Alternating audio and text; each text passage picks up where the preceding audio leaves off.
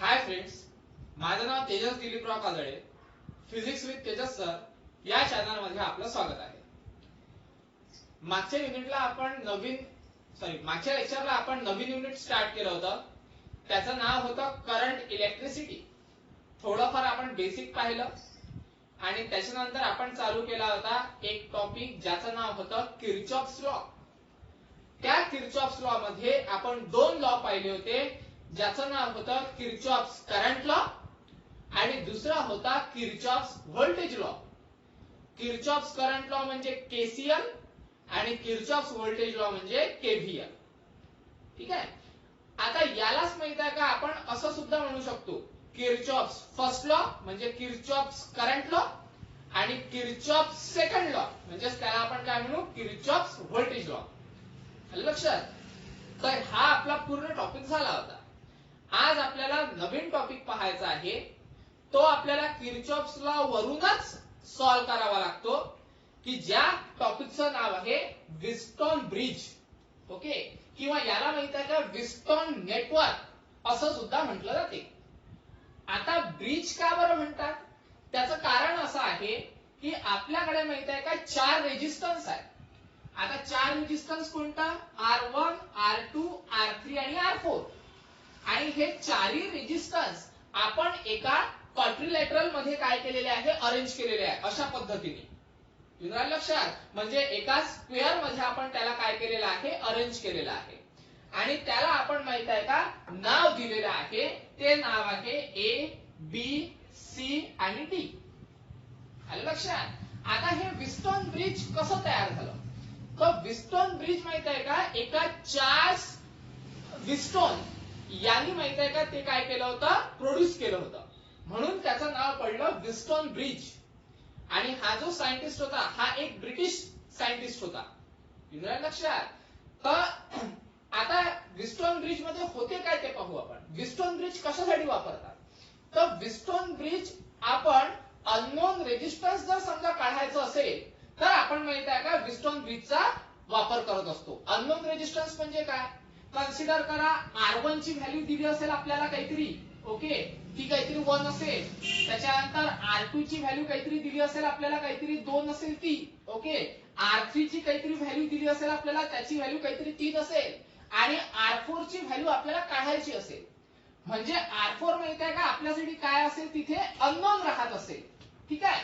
तर ती जी व्हॅल्यू आहे रेजिस्टन्सची, ती व्हॅल्यू काढायचं जर समजा आपल्याला काम पडलं तर त्याच्यासाठी आपण काय कशाचा वापर करत असतो, तर व्हिस्टॉन ब्रिजचा वापर करत असतो.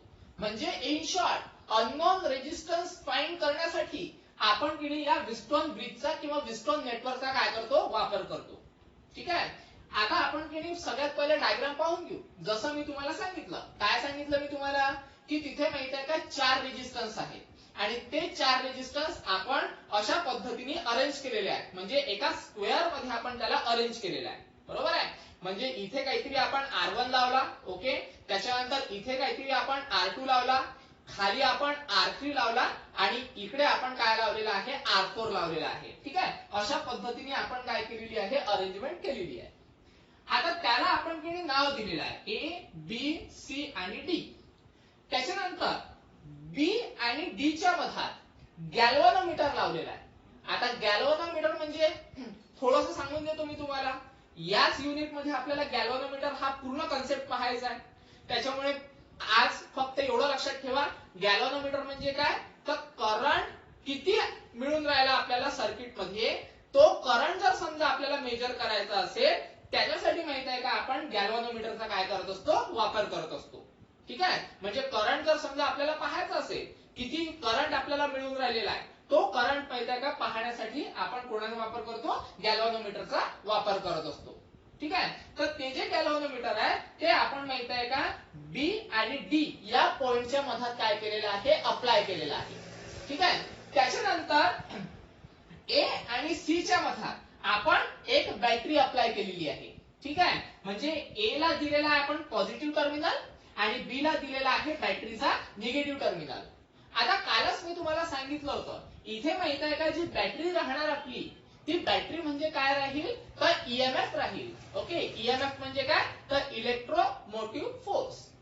लक्षात. तर हा आहे आपला पूर्ण अरेंजमेंट. कोणाची अरेंजमेंट आहे ती? व्हिस्टॉन ब्रिजची, किंवा त्याला व्हिस्टॉन नेटवर्क असं सुद्धा म्हटलं जाते. आता हे तर पूर्ण केली आपण जे सांगितलेलं आहे, थेरी जी सांगितलेली आहे, ही आपण कोणाची थेरी सांगितलेली आहे? डायग्रामची. म्हणजे कन्सिडर करा याला आपण केली कन्स्ट्रक्शन असं सुद्धा म्हणू शकतो. ओके. त्याच्यानंतर आता माहित आहे का आपल्याला पाहायचं आहे प्रूफ. ठीक आहे. तर प्रूफ मध्ये माहित आहे का आपल्याला दोन गोष्टी पाहायला मिळतात. ओके. एक प्रूफ पाहायला मिळेल आपल्याला किर्चॉफ्स लॉच्या अनुसार. म्हणजे यावर माहित आहे का किर्चॉफ्स लॉ अप्लाय करून आपल्याला काय करायचं आहे? प्रूफ सॉल्व्ह करायचं आहे. ओके. किंवा हे नेटवर्क सॉल्व्ह करायचं आहे. आणि दुसरी मेथड आहे त्याची बाय द ओम्स लॉ. म्हणजे ओम्स लॉच्या पण माध्यमातून आपण हे नेटवर्क काय करू शकतो? सॉल्व्ह करू शकतो. ठीक आहे. तर पहिली माहित आहे का आपण मेथड पाहणार आहे बाय द किर्चॉफ्स लॉ. ठीक आहे. तर आपण लिहिताना असं लिहू, जे प्रूफ पाहणार आपण ते पहिल्या मेथडने पाहणार आहे. तर पहिली मेथड काय आहे रे आपली? किर्चॉफ्स लॉची. ठीक आहे. तर आपण असं म्हणू बाय किर्चॉफ्स लॉ. ठीक आहे. आता किर्चॉफ्स लॉ कोणता?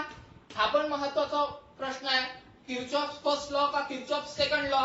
तर इथे आपल्याला माहित आहे का दोन्ही लॉ लावावे लागतात. आलं लक्षात.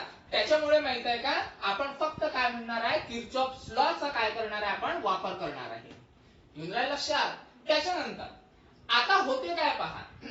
आपल्याला माहित आहे का अननोन रेजिस्टन्स जर समजा फाइंड करायचं असेल तर आपल्याला माहित आहे का एक कंडिशन लागेल. आणि ती कंडिशन मिळेल आपल्याला अशा पद्धतीची R1 upon R2 is equal to R3 upon R4. आलं लक्षात. तर या कंडिशन द्वारेच आपण काय करू शकतो? अननोन रेजिस्टन्स काय करू शकतो? फाइंड करू शकतो. मग आता माहित आहे का या कंडिशन साठी आपल्याला माहित आहे का potential at a B. Okay. म्हणजे व्हीबी. ठीक आहे. त्याच्यानंतर पोटेन्शियल ऍट अ डी म्हणजे माहित आहे का व्हीडी. ह्या दोघही जण कसे लागतील? इक्वल पोटेन्शियल वर लागेल. म्हणजे व्हीबी आणि व्हीडी हे कसे मिळेल आपल्याला? इक्वल पाहिजे आहे, किंवा आपण त्याला म्हणू इक्वी पोटेन्शियल वर पाहिजे.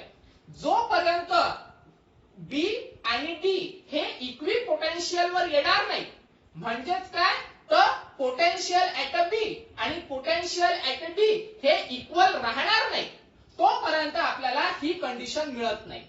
तर मग आपल्याला माहित आहे का कन्सिडरच असं करावं लागते की बा जे व्हीबी आणि व्हीडी आहे हे कसे आहेत? इक्वल पोटेन्शियल वर आहे. आणि जिंदगीभर लक्षात ठेवायचं व्हिस्टॉन नेटवर्क मध्ये जर समजा व्हीबी आणि व्हीडी हे जर इक्वल पोटेन्शियल वर असेल तर गॅल्व्हनोमीटर मधून कुठल्याच प्रकारचा करंट आपल्याला मिळत नाही. म्हणजेच काय तर व्हीबी आणि व्हीडी हे जर समजा इक्वल असेल, इक्वी पोटेन्शियल वर असेल तर यामधून माहित आहे का करंट पास होत नाही.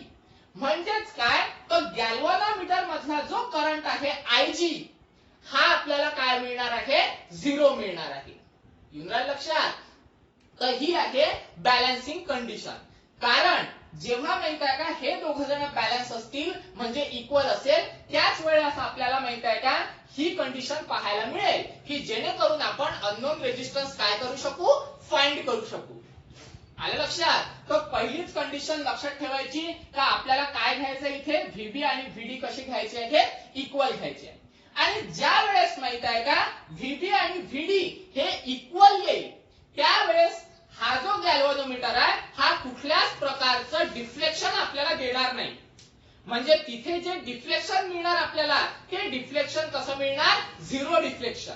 कारण तिथे करंटच नाही राहणार तर डिफ्लेक्शन देण्याचा अर्थच उरत नाही. बरोबर आहे ना. मग जर समजा करंटच नाही आहे तर तिथे पोटेन्शियलच नसेल आणि पोटेन्शियल नसेल तर इथे माहित आहे का गॅल्व्हनोमीटर हा काय दाखवेल आपल्याला? झिरो डिफ्लेक्शन दाखवेल. आणि त्यालाच म्हटलं जाते नल डिफ्लेक्शन. त्यालाच काय म्हटलं जाते? Null deflection. युनराय लक्षात. तर हे आहे आपलं गॅल्व्हनोमीटरचं वर्किंग की गॅल्व्हनोमीटर आपल्याला काय सांगते की बा या सर्किट मध्ये करंट किती आहे. पण जर समजा आपल्याला ही बॅलन्सिंग कंडिशन लागत असेल किंवा अननोन रेजिस्टन्स फाइंड करायचं असेल तर व्हीबी आणि व्हीडी याच्यातून कुठल्याच प्रकारचा करंट जायला नको. म्हणजेच गॅल्व्हनोमीटरनी काय दाखवलं पाहिजे तिथे? Zero deflection. म्हणजेच गॅल्व्हॅनोमीटरनी किती डिफ्लेक्शन दाखवायला पाहिजे? Null deflection. म्हणजेच काय तर व्हीबी आणि व्हीडी हे आपल्याला कसे लागतील तर इक्वी पोटेन्शियल वर लागतील. कारण जोपर्यंत व्हीबी आणि व्हीडी इक्वी पोटेन्शियल वर येणार नाही तोपर्यंत गॅल्व्हॅनोमीटर झिरो डिफ्लेक्शन दाखवणार नाही. ठीक आहे. आणि झिरो डिफ्लेक्शन दाखवलं नाही तर आपल्याला माहित आहे का ही कंडिशन मिळणार नाही. आलं लक्षात? तर मग आपल्याला माहित आहे का ही कंडिशन पाहिजे असेल, अशा पद्धतीची कंडिशन पाहिजे असेल तर आपल्याला व्हीबी आणि व्हीडी हे इक्वल पोटेन्शियल वर घेणं आवश्यक असते. आलं लक्षात? आता आपण माहित आहे का आपल्या प्रूफ कडे वळू. आता इथे माहित आहे का आपण काय म्हटलं होतं की आपल्याला दोन मेथड पाहायचे आहेत. एक तर हे जे नेटवर्क आहे हे नेटवर्क सॉल्व्ह करायला पहिली मेथड आहे किर्चॉफ्स लॉची आणि दुसरी मेथड आहे ओहम्स लॉची. ओहम्स लॉची पाहू आपण नंतर, पहिले किर्चॉफ्स लॉची पाहून घेऊ. ठीक आहे. आता किर्चॉफ्स लॉच्या अनुसार काय होते पहा. कन्सिडर करा पोटेन्शियल डिफरन्स चालू केला किंवा ईएमएफ चालू केला म्हणजे सेल चालू केला. आपण सेल चालू केल्यानंतर याच्यातून माहित आहे का करंट फ्लो व्हायला सुरुवात झाली. करंट नेहमी कसा फ्लो होतो रे? पॉझिटिव्ह पासून तर निगेटिव्ह कडे. बरोबर आहे ना? तर मग जेव्हा माहित आहे का करंट हा पॉझिटिव्ह पासून तर निगेटिव्ह कडे फ्लो होईल त्यावेळेस करंट कन्सिडर करा फ्लो व्हायला सुरुवात झाली. आता फ्लो होत असताना इथे करंट आपला आय आहे. आता इथे माहित आहे का तीन टर्मिनल आपल्याला दिसत आहे. एक हा टर्मिनल, त्याच्यानंतर दुसरा हा टर्मिनल आणि तिसरा हा टर्मिनल. बरोबर आहे? म्हणजेच किर्चॉफ्स लॉच्या अनुसार जर समजा दोन किंवा दोन पेक्षा जास्त टर्मिनल एका पॉइंटला कनेक्ट असतील तर त्याला आपण काय म्हणत असतो? जंक्शन असं म्हणत असतो. बरोबर आहे? तर मग कन्सिडर करा याला जंक्शन. आता जंक्शन जर समजा असेल तर किर्चॉफ्स फर्स्ट लॉच्या अनुसार, आपण काल किर्चॉफ फर्स्ट लॉ घेतला होता त्याच्या अनुसार काय होते रे? जेवढा करंट आतमध्ये जाईल ओके तेवढाच करंट माहित आहे का बाहेर निघेल. म्हणजे जेवढा करंट जंक्शन कडे जाणार आहे तेवढाच करंट माहित आहे का बाहेर निघणार आहे. बरोबर आहे? म्हणजेच माहित आहे का इथे आपल्याला जे इक्वेशन मिळणार ते कशा पद्धतीचं इक्वेशन मिळणार? तर इक्वेशन मिळेल आपल्याला बघा. जर समजा हा जो करंट आहे हा करंट माहित आहे का जंक्शन कडे चालला.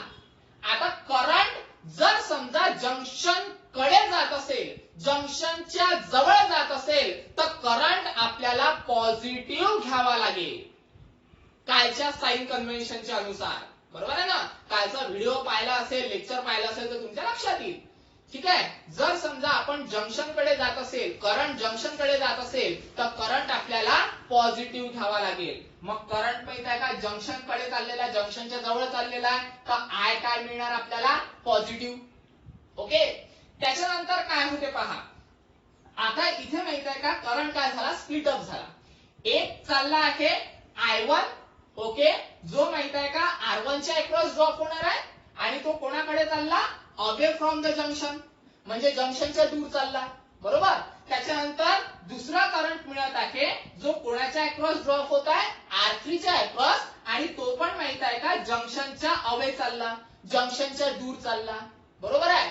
मग आपण हे पण म्हटलं होतं की जर समजा करंट हा जंक्शनच्या दूर जात असेल तर त्याला घ्यावं लागेल आपल्याला निगेटिव्ह. येऊन राहिलं लक्षात? म्हणजे जंक्शनच्या जवळ जा तर पॉझिटिव्ह घ्यावं लागते आणि जंक्शनच्या दूर जाल तर निगेटिव्ह घ्यावं लागते. म्हणजे माहित आहे का I1 हा पण जंक्शनच्या दूर चालला आणि I2 हा पण जंक्शनच्या दूर चालला. म्हणजेच माहित आहे का I1 आणि I2 आपल्याला काय घ्यावं लागते रे? निगेटिव्ह घ्यावे लागतात. ओके. म्हणजे I पॉझिटिव्ह, I1 जंक्शनच्या अवे चालला म्हणजे निगेटिव्ह, I2 पण जंक्शनच्या अवे चालला म्हणजे निगेटिव्ह. आणि याची जी समेशन असते ती किती घ्यावी लागते आपल्याला? 0. येऊन राहिलं लक्षात? तर हे एक इक्वेशन मिळते. मग याच्यावरून काय करावं लागेल रे पहा. हा मायनस आहे आणि हा मायनस आहे. हे दोघे जण मायनस आहे. इक्वल टू च्या साइनच्या तिकडे गेलं तर काय होईल रे? सरळ सरळ पॉझिटिव्ह. बरोबर आहे? म्हणजेच मग आपल्याला काय मिळते पहा. I इज इक्वल टू सरळ सरळ I1 इकडे मायनस आहे, इकडे आल्यानंतर झाला तो प्लस, ठीक आहे. त्याच्यानंतर I2 इकडे मायनस आहे, इकडे झाल्यावर तो पण काय झालेला आहे प्लस, म्हणजे प्लस काय मिळणार आपल्याला I2. आलं लक्षात. हे कोणाच्या अनुसार केलं आपण, तर हे केलं आपण किर्चॉफ फर्स्ट लॉच्या अनुसार. आलं लक्षात. तर याला म्हणू आपण by the Kirchhoff first law. ठीक आहे, बाय किर्चॉफ फर्स्ट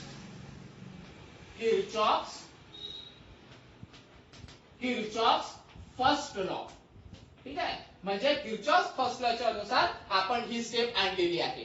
इथपर्यंत आले लक्षात. तर याला म्हणा इक्वेशन नंबर 1. ठीक आहे, याचा आपल्याला जास्त काम पडत नाही, पण तरी नाव देऊन द्या त्याला. ठीक आहे. त्याच्यानंतर काय होते पहा. आता माहित आहे का आपल्याला किर्चॉफ व्होल्टेज लॉचं जास्त काम आहे.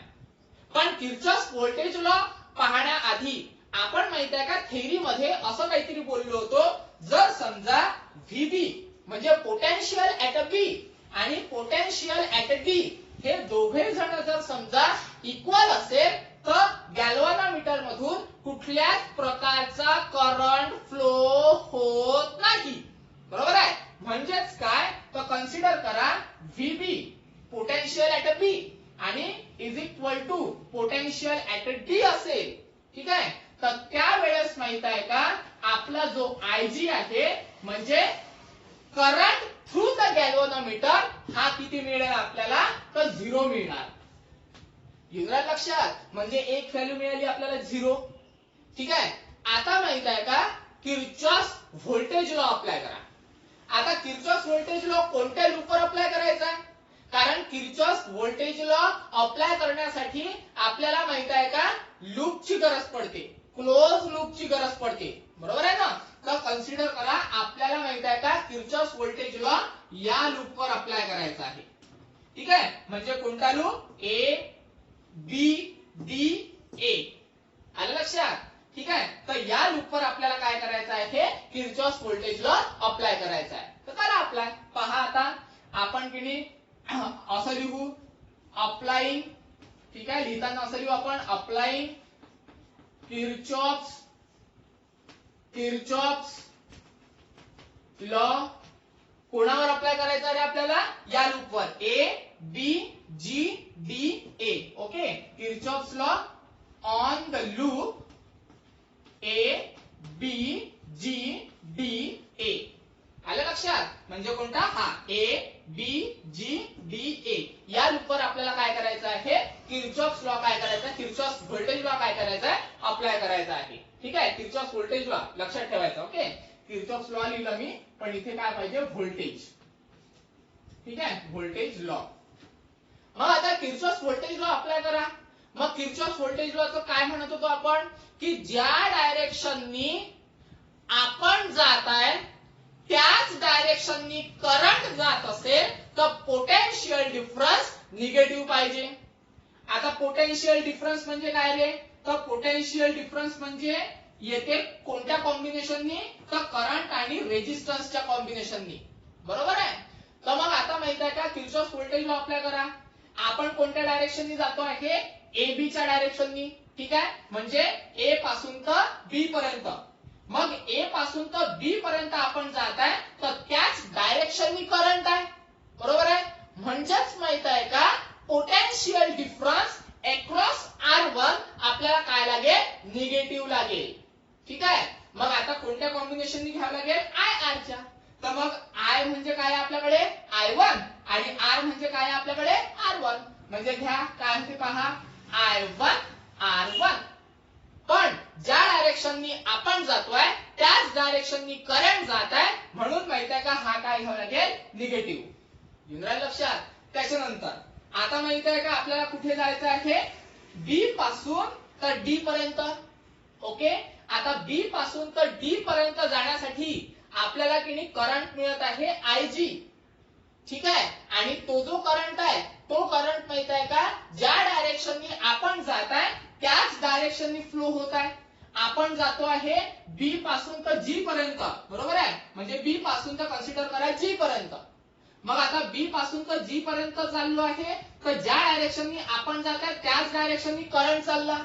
म्हणजे पुन्हा करंट आपल्याला काय घ्यावं लागेल, पोटेन्शियल डिफरन्स काय घ्यावं लागेल, तर निगेटिव्ह घ्यावा लागेल. मग तुम्ही म्हणाल सर इथे तर आपल्याकडे रेजिस्टन्स नाहीये, मग आपण पोटेन्शियल डिफरन्स घ्यायचं कसं, तर लक्षात ठेवायचं गॅल्व्हनोमीटरचं जे इंटरनल रेजिस्टन्स असते ते आपल्याला घ्यावं लागते. मग इंटरनल रेजिस्टन्स म्हणजे सरळ सरळ आपल्याला माहित आहे का, Ig आणि G याचं कॉम्बिनेशन घ्यावं लागेल. जसं आपण म्हणतो ना I1 R1, तसं आपल्याला इथे काय घ्यावं लागेल, Ig G. येऊन राहिलं लक्षात, म्हणजे करंट ओके इनटू रेजिस्टन्स. पण ज्या डायरेक्शननी आपण जात आहे त्याच डायरेक्शननी करंट फ्लो होत आहे, म्हणून तो आपल्याला काय घ्यावा लागेल, निगेटिव्ह. येऊन राहिलं लक्षात. त्याच्यानंतर कुठून ते कुठपर्यंत गेलो आपण, GD झालं कन्सिडर करा. ओके GD झालं, त्याच्यानंतर D पासून तर A पर्यंत. ठीक आहे, म्हणजे D पासून तर A पर्यंत. आता D पासून तर A पर्यंत आपण जात आहे या डायरेक्शननी, पण करंट मात्र त्याच्या अपोजिट डायरेक्शननी येत आहे. बरोबर आहे, करंटची जी डायरेक्शन आहे ती डाऊनवर्डला आहे आणि आपण चाललोय अपवर्डला, म्हणजे काय आहे, अपोजिट. मग ज्या वेळेस करंटची डायरेक्शन आणि आपला पाथ हा जर माहित आहे का अपोजिट असेल, तर पोटेन्शियल डिफरन्स काय घ्यावं लागते आपल्याला, पॉझिटिव्ह घ्यावं लागते. येऊन राहिलं लक्षात. म्हणजे इथे पोटेन्शियल डिफरन्स काय आहे, I2 R3. ठीक आहे, I2 R3. पण हे कसं मिळणार आपल्याला, तर हे मिळेल आपल्याला पॉझिटिव्ह, कारण आपण ज्या डायरेक्शननी जात आहे त्याच्या अपोजिट डायरेक्शननी करंट आहे. ठीक आहे, मग अपोजिट असेल तर काय घ्यावं लागेल आपल्याला, पॉझिटिव्ह. ठीक आहे, मग आता माहित आहे का हे काय मिळालं आपल्याला, I1 R1 Igg I2 R3. हे सगळं काय आहे, तर समेशन ऑफ IR. इथे माहित आहे का आपला E येऊन न राहिला, म्हणजे याचा रोल नाहीच आहे, कारण आपण या सर्किट मध्ये फिरत आहे. बरोबर आहे ना, म्हणजे माहित आहे का सरळ सरळ summation of IR plus summation of E, पण E चं आपल्याला काम नाही आहे तर त्याला राहू द्यायचं, इज इक्वल टू काय मिळणार, तर 0. आलं लक्षात. ठीक आहे, तर हे मिळालं आपल्याला इक्वेशन. मग आता याला सॉल्व करा. सॉल्व करत असताना एक गोष्ट आपल्या लक्षात येते, इथे Ig आहे आणि Ig ची व्हॅल्यू काय आहे रे आपल्याकडे, 0 आहे. पुट करा या इक्वेशन मध्ये, काय येते पहा. पहा काय येते, तर minus I1 R1 okay minus Ig ची व्हॅल्यू काय आहे, 0, म्हणजे 0 इंटू G. बरोबर आहे. त्याच्यानंतर plus sorry I2 R3 is equal to काय मिळणार आपल्याला, 0. आलं लक्षात. आता काय होते रे पहा, 0 इंटू एनिथिंग 0. बरोबर आहे, 0 इंटू एनिथिंग काय मिळते आपल्याला, 0. म्हणजे सरळ सरळ this implies minus I1 R1 ही व्हॅल्यू पूर्ण 0 झाली, म्हणजे ही टर्म कॅन्सल. त्याच्यानंतर उरते काय, plus I2 R3 is equal to 0. युजरा लक्षात झालं. आता एक काम करा, I1 R1 इकडे काय आहे, मायनस, तिकडे गेल्यानंतर काय असतो तो प्लस. झालं. मग एक काम करू आपण, I2 R3 as it is ठेवू. हा इकडे मायनस आहे, तिकडे गेल्यानंतर काय होतो प्लस, म्हणजे is equal to I1 R1. ठीक आहे, तर याला व्यवस्थित अरेंज करू. फक्त I1 R1 पहिले घेऊन घेऊ आणि is equal to I2 R3 नंतर घेऊन घेऊ. ठीक आहे, तर मग हा इक्वेशन 1 झाला होता, तर याला इक्वेशन नंबर 2 म्हणा.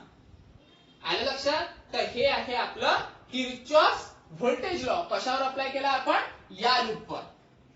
आता असाच माहित आहे का Kirchhoff law, Kirchhoff voltage law apply करायचा आहे आपल्याला कोणत्या लूपवर, तर या लूपवर. आलं लक्षात. तर करा मग एक काम करू आपण, हे सगळं मोडून टाकू, म्हणजे आपल्याला व्यवस्थित लिहिता येईल ते. आलं लक्षात. पहा आता कशा पद्धतीने अप्लाय करायचं, तर आपल्याला काय अप्लाय करायचं आहे, किर्चॉफ व्होल्टेज लॉ कोणत्या लूपवर करायचा आहे, सॉरी तर या लूपवर, B C D G B. Okay, तर मी डायरेक्ट माहिती आहे का एवढा मोठा स्टेटमेंट काही लिहत नाही, डायरेक्ट असं लिहितो, फॉर लूप. कोणता लूप आहे रे आपलं, बी. ठीक आहे, त्याच्यानंतर सी. ओके, त्याच्यानंतर आहे डी. ओके, त्याच्यानंतर आहे जी आणि हा आहे आपला बी. ठीक आहे, या लूपवर आपल्याला काय करायचं आहे, किर्चॉफ व्होल्टेज लॉ अप्लाय करायचा आहे. करा मग अप्लाय, काय होते पहा. ठीक आहे, आपल्याला कुठून तर कुठपर्यंत जायचं, बीसी पर्यंत, बी पासून तर सी पर्यंत. आता ज्या डायरेक्शनने आपण जात आहे त्याच डायरेक्शनने भाऊ करंट आहे ना. मग करंट जर समजा त्याच डायरेक्शनने असेल तर पोटेन्शियल डिफरन्स काय घ्यावं लागेल आपल्याला, निगेटिव्ह. ठीक आहे, तर मग म्हणजेच काय, तर I1 ओके, त्याच्यानंतर R2 हे काय घ्यावं लागेल आपल्याला, निगेटिव्ह घ्यावं लागेल.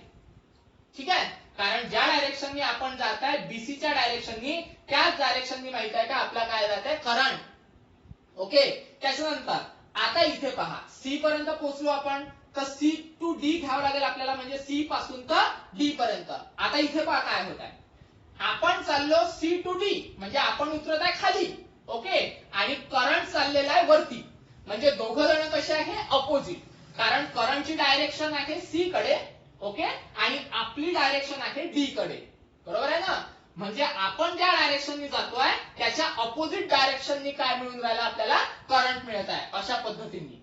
ठीक आहे, म्हणजे R4 I2 म्हणजे हे जे पोटेन्शियल डिफरन्स आहे, ओके, हे वालं, हे पोटेन्शियल डिफरन्स काय घ्यावं लागेल आपल्याला, पॉझिटिव्ह घ्यावं लागेल. येऊन राहिलं लक्षात. म्हणजे मग घ्या काय होते तर प्लस I2. ओके, त्याच्यानंतर काय आहे R4. पुन्हा आता काय करावं लागेल पहा, डी पासून तर बी पर्यंत. ओके, तर जी चा काही विषय नाही आहे, तर कन्सिडर करा जी टू बी, म्हणजे डी पासून तर बी पर्यंत. ओके, डी पासून तर बी पर्यंत. आता इथे कसं आहे ना भाऊ, करंट येऊन राहिला खाली आणि आपली डायरेक्शन आहे वरती, म्हणजे आपण चाललो बी टू डी नाही, डी टू बी, म्हणजे डी पासून तर बी पर्यंत आपण जात आहे, आणि करंट माहित आहे का त्याच्या अपोजिट डायरेक्शननी येऊन राहिलेला आहे, पुन्हा अपोजिट आहे. म्हणजेच माहित आहे का, इथलं जे पोटेन्शियल डिफरन्स आहे, हे पोटेन्शियल डिफरन्स काय घ्यावं लागेल आपल्याला, तर इथलं पोटेन्शियल डिफरन्स घ्यावं लागेल पॉझिटिव्ह. ठीक आहे, तर घ्या पॉझिटिव्ह, काय होते पहा, प्लस IG. आलं लक्षात. म्हणजे ज्या डायरेक्शननी आपण चाललो त्याच्या अपोजिट डायरेक्शननी करंट आहे, कारण करंटची डायरेक्शन कशी आहे, खाली, आणि आपण जात आहे अपवर्ड. बरोबर आहे, म्हणून मग माहिती आहे का पोटेन्शियल डिफरन्स काय घ्यावं लागेल आपल्याला, पॉझिटिव्ह. ठीक आहे, झालं. मग आता मग याची जी पूर्ण समेशन आहे ती काय घ्यावं लागते, इक्वल टू 0. आलं लक्षात, विषय संपला. ठीक आहे, आता डायग्रामचं काम झालं आपल्याला. ठीक आहे, तर डायग्राम मी काय करतो, मोडून टाकतो. डायग्राम मोडून टाकायचं. ओके, आणि आता करायला सॉल्व. पुन्हा आयजी ची व्हॅल्यू काय आहे आपल्याकडे, 0 आहे. बरोबर, टाका. मग ते काय होते पहा, दिस एम्प्लाइज. ओके, त्याच्यानंतर minus I1 R2 as it is, plus I2 R4 हे पण ऍज इट इज. त्याच्यानंतर प्लस आयजी ची व्हॅल्यू आहे आपल्याकडे 0, म्हणजे 0 into G is equal to 0. बरोबर आहे, 0 इंटू एनिथिंग 0, म्हणजे ही टर्म काय होऊन जाईल, कॅन्सल. म्हणजे उरते काय पहा, this employees minus I1 R2, त्याच्यानंतर प्लस I2 R4. ओके, आणि इक्वल टू काय आहे 0. करा सॉल्व. सॉल्व म्हणजे काय, लय मोठा तीर मारावं लागते काय, नाही. तर हा इकडे मायनस आहे, इकडे आल्यानंतर काय होईल, तो प्लस होऊन जाईल. बरोबर आहे, घ्या मग प्लस, काय होते पहा, काय मिळेल मग आपल्याला, I2 R4 as it is. Okay, हा मायनस आहे, इकडे आल्यानंतर काय होतो, तो प्लस, म्हणजे I1 R1. पुन्हा याला माहित आहे का व्यवस्थित, थोडस गडबड झाली का रे, हा 2 आहे ना बे इथे, मग इथे 2 लागेल. टेस्टामेंटला काहीतरी गडबड झाली होती है ना, तर मग इथे जर 2 आहे तर हा मायनस I1 R2, इकडे मायनस आहे, इकडे गेल्यानंतर काय होते, तो प्लस होते. बरोबर आहे, म्हणजे मग I1 काय मिळणार आपल्याला, R2. आलं लक्षात. झालं. मग आता याला व्यवस्थित अरेंज करा. कसं, तर I1 R2 ला पहिले घ्या. Okay, is equal to I2 R4 ला नंतर घ्या. आलं लक्षात. आता ही इक्वेशन नंबर 2 आहे, ही इक्वेशन नंबर काय पाहिजे आता आपल्याला, 3 पाहिजे. ठीक आहे, आता बॅलन्सिंग कंडिशन पाहिजे आपल्याला. कोणती बॅलन्सिंग कंडिशन मागितली होती रे आपण बॅलन्सिंग कंडिशन मागितली होती R1 अपॉन R3. ठीक आहे, आणि R2/R4. ठीक आहे, अशा पद्धतीची काहीतरी बॅलन्सिंग कंडिशन होती. तर पाहू आता मिळते का. तर पहा बरं मिळते का. तर इक्वेशन माहिती का 3 आणि इक्वेशन 2 कन्सिडर करा. ओके, आणि इक्वेशन 3 ला इक्वेशन 2 नी काय करा, डिवाइड करा. ओके, पहा कसं. तर डिवाइड लिहत असताना असं लिहू आपण, डिवाइड इक्वेशन नंबर 2 म्हणजे इक्वेशन 2 ला इक्वेशन 3 नी काय करायचं, आपल्याला डिवाइड करायचं आहे. आलं लक्षात. करा डिवाइड. काय होते पहा. आता काय मिळणार आपल्याला, इक्वेशन 2 ची राईट हँड साइड काय आहे, I1 R1. ओके, त्याच्यानंतर अपॉन मध्ये इक्वेशन 3 ची लेफ्ट हँड साइड काय आहे पहा, काय आहे I1 R2. पहिले लेफ्ट हँड साइड डिवाइड मारली. ओके, आता राईट हँड साइड डिवाइड मारा. ओके, आता पहा इक्वेशन 2 ची राईट हँड साइड पहा काय आहे बा आपल्याकडे, I2 R3. ओके, आणि अपॉन मध्ये याची राईट हँड साइड काय आहे, I2 R4. पहिले लेफ्ट हँड साइड डिवाइड मारली, त्याच्यानंतर राईट हँड साइड डिवाइड मारली. येऊन राहिलं लक्षात. झालं. आता एक काम करा ना, पहा काय मिळते. तर I1 कॅन्सल. ओके, म्हणजे काय मिळेल आपल्याला पहा, R1/R2. ठीक आहे, R1/R2 is equal to I2 cancel. ठीक आहे, म्हणजे काय मिळेल आपल्याला, R3/R4. ही पण एक बॅलन्सिंग कंडिशन आहे. ओके, आणि दुसरी अजून एक बॅलन्सिंग कंडिशन मिळते, ती पहा कशी. फक्त एक काम करा, R2 ला तिकडे घेऊन जा आणि R3 ला इकडे आणा. ठीक आहे, म्हणजे हा डिवायडेडला आहे तर मल्टिप्लायला घेऊन जा आणि हा मल्टिप्लायला आहे तर डिवायडेडला घेऊन जा. आलं लक्षात. पहा काय होते. म्हणजे R1 R3 मल्टिप्लायला आहे, इकडे आल्यावर डिवाइड होऊन जाते तो. ओके, त्याच्यानंतर हा R2 इकडे डिवायडेडला आहे, इकडे गेल्यानंतर काय होते, मल्टिप्लाय. आणि हा जो R4 आहे हा ऍज इट इज. ठीक आहे, तर अशा पद्धतीची पण आपल्याला काय मिळते, एक बॅलन्सिंग कंडिशन पाहायला मिळते. दोन्ही बॅलन्सिंग कंडिशन आपल्याकडे अवेलेबल आहे. ठीक आहे, अशा पद्धतीची पण आपण लिहू शकतो आणि अशा पद्धतीची पण आपण लिहू शकतो. येऊन राहिलं लक्षात. तर हे आहे आपलं व्हिस्टन ब्रिज. आता हे जे व्हिस्टन ब्रिज आहे, हे व्हिस्टन ब्रिज कोणाचं आहे, तर किर्चॉफ्स लॉ ने आपण तयार केलेलं आहे. म्हणजे किर्चॉफ्स लॉ वरून आपण काय केलेलं आहे, ते प्रोड्यूस केलेलं आहे. ठीक आहे, आता माहित आहे का, ओम्स लॉ वरून प्रोड्यूस करू. ओम्स लॉ वरून प्रोड्यूस करणं एकदम इझी आहे. 2-4 स्टेप मध्येच आन्सर येते. एवढं मोठं सॉल्व्ह करायची गरज नाहीये. आलं लक्षात. पण पेपर मध्ये जर समजा त्यांनी स्पेसिफिकेशन दिलं का बा किर्चॉफ्स लॉ ने अप्लाय करा, तर मग हे लिहिणं आवश्यक आहे. आलं लक्षात. आणि व्होल्टेज ओम्स लॉ ने तयार करा, तर मग ओम्स लॉचं लिहिणं आवश्यक आहे. आलं लक्षात. तो ओम्स लॉचं पण पाहून घेऊ, ते एकदम इझी आहे. पहा कसं करायचं तर ते. ओके, आता पहा ओम्स लॉ मध्ये माहिती आहे का, आपली जी डायग्राम होती ती डायग्राम लक्षात घ्या पहिले. अशी काहीतरी डायग्राम होती ती. ठीक आहे, बाकी डायग्राम आता काढत नाही. त्याच्यानंतर माहिती आहे का, इथे ए होता, हा बी होता, हा सी आणि हा डी होता. बरोबर आहे. तर आता माहिती आहे का, आपल्याला माहिती आहे का, पोटेन्शियल पाहिजे. कोणतं पोटेन्शियल, VA म्हणजे पोटेन्शियल ऍट ए. त्याच्यानंतर VB म्हणजे पोटेन्शियल ऍट बी. त्याच्यानंतर VC म्हणजे पोटेन्शियल ऍट सी. आणि त्याच्यानंतर VD म्हणजे पोटेन्शियल ऍट डी. आलं लक्षात. मग आता होते काय पहा.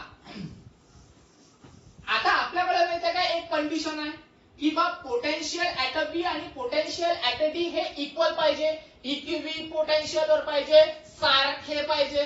तर घ्या मग VB is equal to VD. आलं लक्षात. पण याच्या अनुसार माहिती आहे का, होते काय पहा. आता होते काय माहिती आहे का, की VB याला माहिती आहे का, मी असं लिहू शकतो पहा. याला मी VA मायनस VB. ओके, त्याच्यानंतर VD ला मी कसं लिहू शकतो, VA मायनस VD म्हणजे VA मायनस VB आणि VA मायनस VD. आलं लक्षात. अशा पद्धतीने मी लिहू शकतो. आणि कसंही पहा, आता VA जर कॅन्सल झाला तर आपल्याला काय मिळते, VB आणि VD. त्याच्यानंतर मायनस मायनस कॅन्सल झाला तर आपल्याला काय मिळते, VB is equal to VD. बरोबर आहे ना. म्हणजे हे दोन कॅन्सल झाले, कन्सिडर करा. ओके, तर काय आहे माझ्याकडे minus VB is equal to minus VD. Minus minus cancel करा, काय उरते माझ्याकडे VB is equal to VD. म्हणजे आपण जी ऍडजस्टमेंट केलेली आहे ती काय आहे, करेक्ट आहे. त्याच्यानंतर पहा, आता इथे माहिती आहे का काहीतरी रेजिस्टन्स 1 होतं, इथे काहीतरी आपलं रेजिस्टन्स काय होतं R1 R2 ओके R3 आणि R4 असं काहीतरी होतं. म्हणजे इथे काय होतं R3.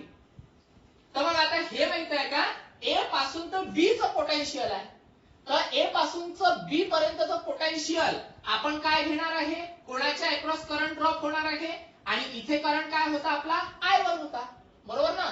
म्हणजे मग काय मिळणार पोटेन्शियल आपल्याला I1 R1. म्हणजे इथे पोटेन्शियल आहे I1 R1. ओके, त्याच्यानंतर VA मायनस VD म्हणजे VA मायनस VD. आता इकडनं जे करंट मिळून राहिला होता आपल्याला, तो करंट किती होता रे, I2 करंट होता, बरोबर आहे.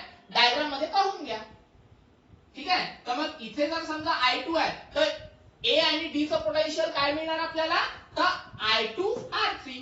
ठीक आहे, I2 R3. ओके, याला इक्वेशन 1 म्हणा. पुन्हा एक कंडिशन तयार होते VB आणि इज इक्वल टू VD ची. कोणती कंडिशन पहा, ही वाली. ओके, पहिले ही वाली कंडिशन होती, आता ही वाली आहे. काय कंडिशन मिळेल पहा. आता या ठिकाणी आपण असं अरेंज करू VB ओके मायनस VC ठीक आहे इज इक्वल टू आता काय आहे VD ओके त्याच्यानंतर मायनस VC. पहा आता VC जर समजा कॅन्सल झाला तर आपल्याला मिळते काय रे VB is equal to VD. नाही तर असं कन्सिडर करा, ठीक आहे. म्हणजे VB is equal to VD आपल्याला मिळते कधी, जर समजा VC जर समजा कॅन्सल झाला तर. म्हणजे मग आपल्याला मिळेल VB is equal to VD. म्हणजे आपल्याला वरची स्टेप मिळते. म्हणजे आपण जी ऍडजस्टमेंट केलेली आहे ती काय आहे, करेक्ट आहे. ओके, हे ते इक्वेशन आता आलं आपल्याकडे, बरोबर आहे. आता जसं माहित आहे का हे इक्वेशन सॉल्व्ह केलं आपण, ओके तसंच माहित आहे का हे सॉल्व्ह करायचं. कसं करायचं पहा. आता आपल्याकडे माहित आहे का potential at a B okay आणि पोटेन्शियल ऍट अ सी. ठीक आहे, म्हणजे पोटेन्शियल बी मधून पोटेन्शियल सी आपल्याला काय करायचं, मायनस करायचं आहे. म्हणजे या दोघांचं पोटेन्शियल काढायचं आपल्याला बी आणि सी चं. आता बी आणि सी चं पोटेन्शियल पहा कसं निघते तर हे पहा I1 इंटू R2 ओके. म्हणजे मग याच्या ठिकाणी आपल्याला काय ठेवावं लागणार आहे I1 इंटू R2 बरोबर. त्याच्यानंतर पहा आता करायचं आपल्याला VD VC म्हणजे VD पासून तर VC पर्यंत याचं पोटेन्शियल काढायचं आहे D पासून तर C पर्यंत. ओके, मग याचं पोटेन्शियल काढण्यासाठी आपल्याला काय लागणार आहे I2 R4. ठीक आहे, का बरं, कारण माहित आहे का D पासून तर C पर्यंतचं जे पोटेन्शियल राहील त्या पोटेन्शियल आपल्याला काय मिळणार आहे I2 R4 मिळणार आहे. ओके, तर पहा इज इक्वल टू माहित आहे का याच्या जागेवर ठेवायचं आपल्याला I2 R4. ओके, करा मग आता सॉल्व. याला म्हणा इक्वेशन नंबर 2. ओके, मग आता काय होते पहा बरं इक्वेशन 1 आणि इथे इक्वेशन नंबर 2.